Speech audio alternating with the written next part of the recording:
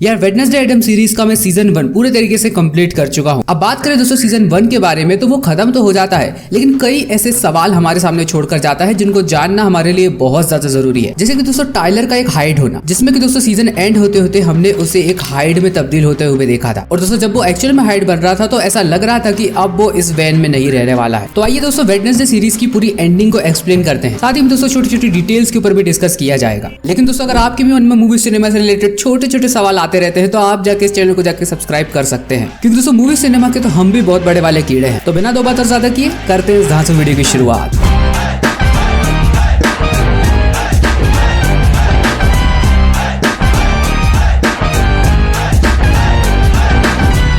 अब वहीं दोस्तों हमको एक विंटेज कार में एक फैमिली दिखाई देती है। वहीं दोस्तों इस फैमिली डिस्कशन में ये भी पता चलता है कि वेडनेसडे एडम्स को ट्रांसफर कर दिया गया है एक स्कूल से दूसरे स्कूल तक, और जिस स्कूल में अब वेडनेसडे एडम्स जा रही है उसका नाम है नेवरमोर एकेडमी, जो कि एक ऐसा स्कूल है जो कि प्रॉपरली आउटकास्ट से ही भरा हुआ है। और वहीं यार उस कार के डिस्कशन में एक बात और पता चलती है कि यहाँ पर वेडनेसडे एडम्स के फादर और मदर भी यही पढ़ा करते थे। और वेडनेसडे एडम्स के पेरेंट्स ने ये सोचा कि हमारे लिए जब ये प्लेस इतनी अच्छी रही है तो वेडनेसडे को भी पसंद आने वाली है। अब नेवरमोर एकेडमी में जब वेडनेसडे रहने लगती है तो यहाँ उसको अपने पेरेंट्स के बहुत ही डार्कर पास्ट के बारे में पता चलता है। वहीं नेवरमोर एकेडमी में पहुंचने के बाद उसे ये चीज भी रियलाइज होती है कि आज से कुछ 100 साल पहले किसी ने आउटकास्ट के वर्ल्ड को तबाह करने की साजिश रची थी, जिसका नाम था जोसेफ क्रैकस्टोन, जिसको कि जेरिको टाउन का फाउंडिंग फादर भी माना जाता था। और ये जेरिको वही एक जगह है जहाँ पर की नेवरमोर लोकेटेड है। अब वही समय के साथ साथ यहाँ पर वेडनेसडे एडम्स के सामने एक मिस्ट्री और आती है जो की रहती है मॉन्स्टर की। यहाँ पर इस मॉन्स्टर की तबाही मचाने का तरीका कुछ अलग सा ही है। ये शांति से तबाही मचाने में भरोसा रखता है, और यही मॉन्स्टर दोस्तों वो एक रीजन है जिससे कि हम ऑडियंस इस शो को एक्चुअल में देखना चाहते हैं। इस मॉन्स्टर के पीछे आखिरकार कौन छुपा हुआ है? कहानी में आगे बढ़ते बढ़ते दोस्तों हमें ये भी पता चलता है कि इस मॉन्स्टर को एक हाइड कहा जाता है, और ये भी एक आउटकास्ट ही है। और इस आउटकास्ट हाइड को जो भी एक्टिवेट करेगा वो पूरे तरीके से उस व्यक्ति की बात मानेगा। दोस्तों नेवरमोर एकेडमी में हाइड्स को 30 साल पहले ही बैन कर दिया गया है। और वहीं यार दोस्तों ये जो कहानी है अब बहुत ही ज्यादा इंटरेस्टिंग होने लगती है, क्योंकि दोस्तों जिस लड़की को हमने अपने आप में ही रहते हुए देखा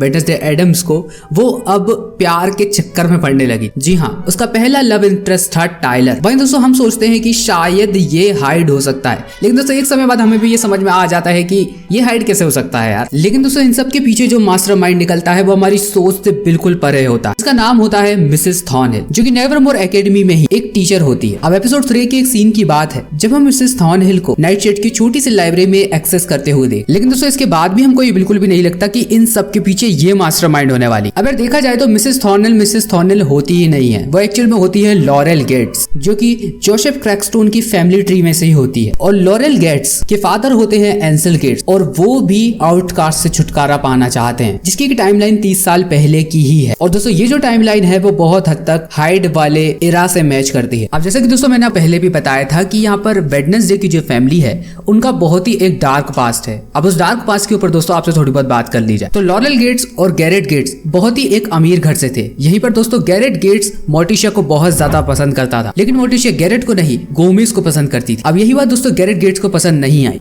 और उसके इसी गुस्से के चलते हुए उसने गोमेज पर हमला करना भी चाहा। लेकिन दोस्तों यहाँ पर हो उल्टा जाता है, उल्टा गैरेट गेट्स की हत्या हो जाती है गोमेज के हाथों। बाद में दोस्तों कुछ ही समय बाद हमें यह भी पता चलता है कि एक्चुअल में ऐसा कुछ भी नहीं हुआ था। एक्चुअल में दोस्तों गैरेट गेट्स की जो मौत हुई थी वो मोर्टिशिया की वजह से ही हुई थी, लेकिन मोर्टिशिया ने जो मर्डर किया था उसका पूरा ब्लेम गोमेज ने अपने ऊपर ले लिया था। और इन सब का बदला मिसेस थॉर्नहिल एके लॉरेल गेट्स लेना चाहती थी। साथ ही में लॉरेल गेट्स के जो फादर का मेन एम था आउटकास्ट से नफरत करना, आउटकास्ट को खत्म कर देना, उस एम को भी पूरा करना चाहती थी। अब थोड़ी मुश्किल के ही बात वेडनेसडे एडम्स यहाँ पर मिसेस थॉर्नहिल और जोसेफ क्रैकस्टोन को डिफीट कर देती है। अब वहीं वेडनेसडे की नेचर और कैरेक्टर को देखते हुए हम वेडनेसडे को बहुत बड़ा विलन समझ रहे हैं। और तो और दोस्तों यहाँ पर रोवन ने भी इस चीज को एक बार बोलकर बता दिया था कि नेवरमोर के लिए सबसे बड़ा खतरा इस समय वेडनेसडे एडम्स ही है। लेकिन एंड में नेवरमोर एकेडमी को बचाने वाली ही वेडनेसडे एडम्स होती है। उल्टा वेडनेसडे एडम्स नेवरमोर एकेडमी को बचाती है जोसेफ क्रैकस्टोन की सीने में तलवार घुसाकर। अब वो ऐसा इसलिए कर पाती है क्योंकि वो गुडी एडम्स के फैमिली ट्री में से होती है। अब वेडनेसडे एडम की पूर्वज गुडी एडम्स अपना बदला तब तो नहीं ले पाती है, लेकिन अपना बदला वो वेडनेसडे एडम्स के थ्रू पूरा कर लेती है। अब डायरेक्टली देखा जाए तो जोसेफ क्रैकस्टोन को किल गुडी एडम्स ने ही किया है। अब वहीं दोस्तों एपिसोड 8 में भी इस मिस्ट्री से भी पर्दा उठ ही जाता है कि आखिरकार हाइड इतने सारे बॉडी पार्ट्स को क्यों इकट्ठा कर रहा था, क्योंकि क्योंकि इसे जोसेफ कैस्टोन की जो डेड बॉडी है उसे फिर से जिंदा करना था। अब वेडनेसडे को जो विजन्स आते थे वो इस पूरी स्टोरी में बहुत ज्यादा हेल्पफुल साबित हुए, कि उसी से ही हाइड की मिस्ट्री को सॉल्व किया गया था। और गुडी एडम्स का पहला एम यही था कि सारे लोगों को कैसे भी कर बचाना है और जोसेफ कैस्टोन से अपना बदला लेना है। अब वहीं दोस्तों हमने वेडनेसडे के कैरेक्टर को भी थोड़ा बहुत जाना। वेडनेसडे जितनी बाहर से हार्ड दिखती है उतनी वो अंदर से सॉफ्ट है। उसके फादर की परवरिश के चलते हुए वो बाहर से तो बहुत ज्यादा हार्ड बन गई, लेकिन आज भी वो अंदर से उतनी ही सॉफ्ट है। ये चीज दोस्तों हमने तब देखी जब थिंग को चाकू से लटका दिया जाता है, और जिस लड़की को दोस्तों हमने पहले रोते हुए कभी नहीं देखा उसको हमने उस समय रोते हुए देखा। और दोस्तों एंडिंग में एक सीन आता है जब यहाँ पर एनिड और वेडनेसडे गले लगते हैं, और यहाँ पर हमने वेडनेसडे को देखा भी था कि उसकी आंखें बंद हो गई। इसका मतलब दोस्तों वेडनेसडे उस टाइम सच में रियल में कुछ फील कर रही थी। साथ ही में शो की शुरुआत से ही हम देखते आ रहे हैं कि वेडनेसडे किसी को भी हग नहीं करती है, लेकिन उस टाइम दोस्तों वो बहुत ही ज्यादा इमोशनल हो गई थी। और यही वो दोस्तों एक पॉइंट हो सकता है जब इस कैरेक्टर का पूरा टर्निंग पॉइंट आ जाए। अब वहीं वेडनेसडे एडम्स के दो लव इंटरेस्ट थे, पहला था जेवियर और दूसरा था टाइलर। अब दोस्तों आप भी जानते हैं कि यहाँ पर टाइलर शो का सबसे बड़ा विलन निकल गया। तो आने वाले समय में दोस्तों ऐसा हो सकता है कि जेवियर और वेडनेसडे एडम्स का हम रिलेशनशिप देखें। और तो दोस्तों इस रिलेशन का जो पता है वो हमको सीजन एंड होते होते पता चलता है जब जेवियर वेडनेसडे को एक फोन गिफ्ट में देता है। अब वहीं दोस्तों हमने बहुत से कैरेक्टर में एक अलग अलग एबिलिटी देखी, लेकिन वेडनेसडे एडम्स की हमने कोई भी स्पेशल एबिलिटी नहीं देखी। बस दोस्तों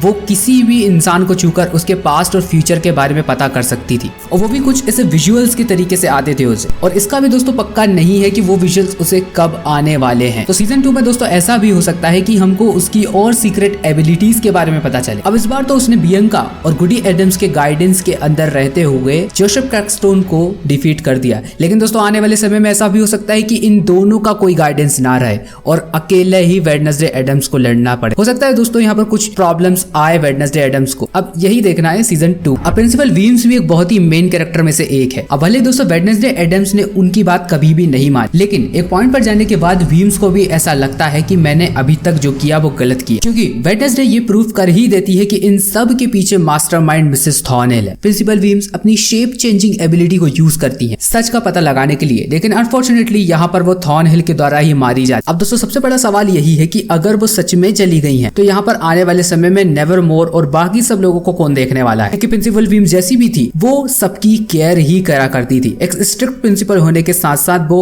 दिल की भी बहुत ज्यादा अच्छी थी, और वेडनेसडे एडम्स को भी उन्होंने हमेशा से ही प्रोटेक्ट किया है। अब यहाँ दोस्तों सीजन 2 में मैं एक चीज बहुत ही अच्छे तरीके से देखना चाहूंगा, वो है इनड और वेडनेसडे की फ्रेंडशिप, जो कि सच में दोस्तों देखा जाए तो इस बार थोड़ा थ्रिलिंग लगने वाला है। क्योंकि पिछली बार की तरह इनड सिर्फ नाखूनों तक वेयरवुल्फ नहीं बनती है, अब वो पूरे तरीके से वेयरवुल्फ में ट्रांसफॉर्म हो सकती है, लेकिन अभी भी इस चीज की कोई गारंटी नहीं है कि वो कब ट्रांसफॉर्म होगी। तो सीजन 2 में दोस्तों ऐसा हो सकता है कि इनड के इस एबिलिटी पे और ज्यादा ध्यान दिया जाए। अब चलिए दोस्तों बात कर लेते हैं शो के सबसे बड़े विलन टाइलर के बारे में। तो जेरिको शहर में यहाँ पर जो हत्या हो रही थी उसका पूरा जिम्मेदार है टाइलर। उसकी मदर को 30 साल पहले नेवरमोर एकेडमी से इसी कारण निकाला था क्योंकि यहाँ पर हाइट्स को बैन कर दिया गया था, और उसकी मदर भी एक हाइट ही थी। अब ये जो चीज है वो टाइलर को पहले नहीं पता थी कि उसकी मदर एक हाइट थी, लेकिन मिसेस थॉर्नेल ने इस एक अपॉर्चुनिटी का फायदा उठाया, उसे बार बार गुस्सा दिलाया और उसकी ही मास्टर बन गई। और मिसेस थॉर्नेल उसे ट्रांसफॉर्म होने के लिए कुछ एक केमिकल सा देती थी। टाइलर को दोस्तों ऑल ओवर एक कैरेक्टर एनालिसिस किया जाए तो वो एक बहुत ही अच्छा लड़का था, लेकिन सिर्फ फाइनल एपिसोड तक। जब वो वेडनेसडे को कहता है कि हारना कैसा लगता है, उस समय के बाद वो मेन विलन बन जाता है शो। अब आने वाले समय में दोस्तों टाइलर के फादर ही उसके खिलाफ खड़े होने वाले हैं। अब शो के लास्ट मोमेंट्स में दोस्तों हमने एक चीज देखी थी कि टाइलर ट्रांसफॉर्म हो रहा था एक वैन के अंदर, और शायद दोस्तों मुझे आपको इस बात को बताने की बिल्कुल भी जरूरत नहीं है कि वो वैन को तोड़कर कब बाहर आने वाला है। अब इस एक मोमेंट पर यहाँ पर टाइलर को कैसे रोका जाएगा ये तो सीजन 2 में ही पता चलने वाला है। तो यार मेरी तरफ से थी ये वेडनेसडे स्टोरी की पूरी एक्सप्लेनेशन। बाकी दोस्तों इस एक स्टोरी पर और भी वीडियोस आने वाले हैं, और उन वीडियोस को आप मिस ना करें, इसलिए इस चैनल को जाके सब्सक्राइब कर लीजिए। चलिए खैर मुलाकात होगी आपसे अगले ही एक ऐसे धांसू वीडियो में, तब तक के लिए बाय।